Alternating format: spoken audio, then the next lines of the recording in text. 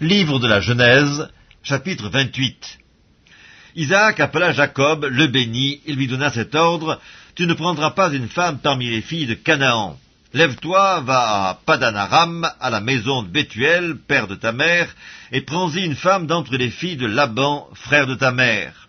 Que le Dieu Tout-Puissant te bénisse, te rende fécond et te multiplie, afin que tu deviennes une multitude de peuples.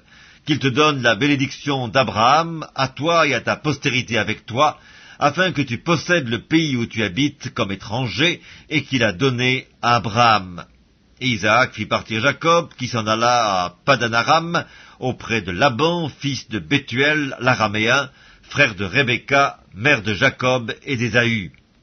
Ésaü vit qu'Isaac avait béni Jacob, et qu'il l'avait envoyé à Padan-aram pour y prendre une femme, et qu'en le bénissant, il lui avait donné cet ordre: Tu ne prendras pas une femme parmi les filles de Canaan. Il vit que Jacob avait obéi à son père et à sa mère, et qu'il était parti pour Padan-aram. Ésaü comprit ainsi que les filles de Canaan déplaisaient à Isaac son père. Et Ésaü s'en alla vers Ismaël. Il prit pour femme, outre les femmes qu'il avait, Mahalat, fille d'Ismaël, fils d'Abraham et sœur de Débajot. Jacob partit de Beersheba et s'en alla à Charan. Il arriva dans un lieu où il passa la nuit, car le soleil était couché. Il y prit une pierre dont il fit son chevet, il se coucha dans ce lieu-là.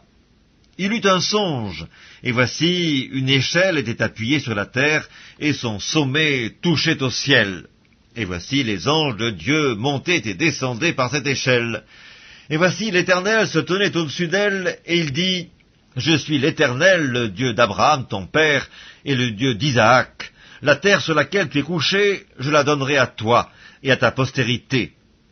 Ta postérité sera comme la poussière de la terre, tu t'étendras à l'Occident et à l'Orient, au Septentrion et au Midi, et toutes les familles de la terre seront bénies en toi et en ta postérité. Voici, je suis avec toi, je te garderai partout où tu iras, et je te ramènerai dans ce pays, car je ne t'abandonnerai point que je n'ai exécuté ce que je te dis. Jacob s'éveilla de son sommeil, et il dit: Certainement, l'Éternel est en ce lieu, et moi je ne le savais pas. Il eut peur, et il dit: Que ce lieu est redoutable! C'est ici la maison de Dieu, c'est ici la porte des cieux. Et Jacob se leva de bon matin. Il prit la pierre dont il avait fait son chevet, il l'adressa pour monument, et il versa de l'huile sur son sommet. Il donna à ce lieu le nom de Béthel, mais la ville s'appelait auparavant Luz. Jacob fit un vœu en disant: Si Dieu est avec moi et me garde pendant ce voyage que je fais, s'il me donne du pain à manger et des habits pour me vêtir, et si je retourne en paix à la maison de mon père, alors l'Éternel sera mon Dieu. Cette pierre que j'ai dressée pour monument sera la maison de Dieu, et je te donnerai la dîme de tout ce que tu me donneras.